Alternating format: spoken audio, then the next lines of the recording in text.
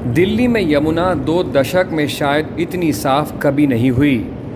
Lockdown की वजह कर दिल्ली और दिल्ली के बाहर यमुना नदी के पास स्थित फैक्ट्रीज और इंडस्ट्रीज़ अधिकतर बंद पड़ी हैं। गो न्यूज़ के पास दिल्ली जल बोर्ड की एक रिपोर्ट के अनुसार यमुना में डिज़ोल्व्ड ऑक्सीजन की मात्रा मजनू का टीला से कालिंदी कुंज 0 से 5.2 ppm हो गया है। ये संकेत देता है कि नदी अपने आप को साफ कर रही है। TSS और BOD दोनों घटे हैं। रिपोर्ट में साफ लिखा है कि पूरी तरह से इंडस्ट्रीज़ के पोल्यूशन कम होने से नदी की स्वयं जल को साफ करने की शक्ति बढ़ी है।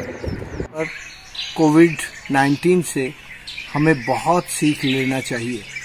हमने जिस इकोनॉमी के नाम पर पृथ्वी का शोषण किया, उसको जब भी हमने कोविड में थोड़ी आराम दिया तो पृथ्वी और प्रकृति दोनों पुनर्जीवित होकर हरी भरी होने लगी, नदियां साफ हो गई इस थोड़े से समय में। इस सीख से आगे जब लॉकडाउन खुले तो उस पर हमें दोबारा से ये सोचना होगा कि जो हमारी ग्रामीण प्राकृतिक छोटी छोटी इकोनॉमी थी, उस इकोनॉमी को कैसे बचाएं, कैसे समृद्ध करें।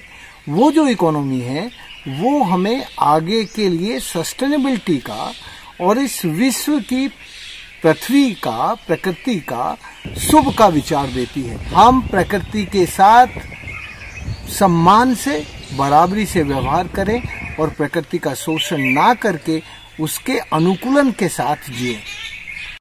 लॉकडाउन ज़रूरी था मनुष्य की जीवन और जान बचाने के लिए। इसका एक और परिणाम ये है कि पर्यावरण को भी एक मौका मिला है अपने आप को फिर से रिवाइटलाइज करने के लिए, रीजनरेट करने के लिए। लेकिन एक बड़ा ही महंगा सौदा पड़ा है, ख़ास तौर से मनुष्य की जान को लेके और देश की आर्थिक स्थिति को लेके।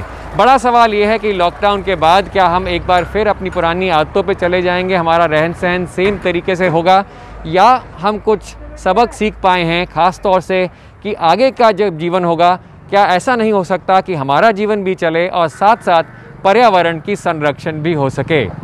नई दिल्ली में सिद्धार्थ पांडे, गो न्यूज़।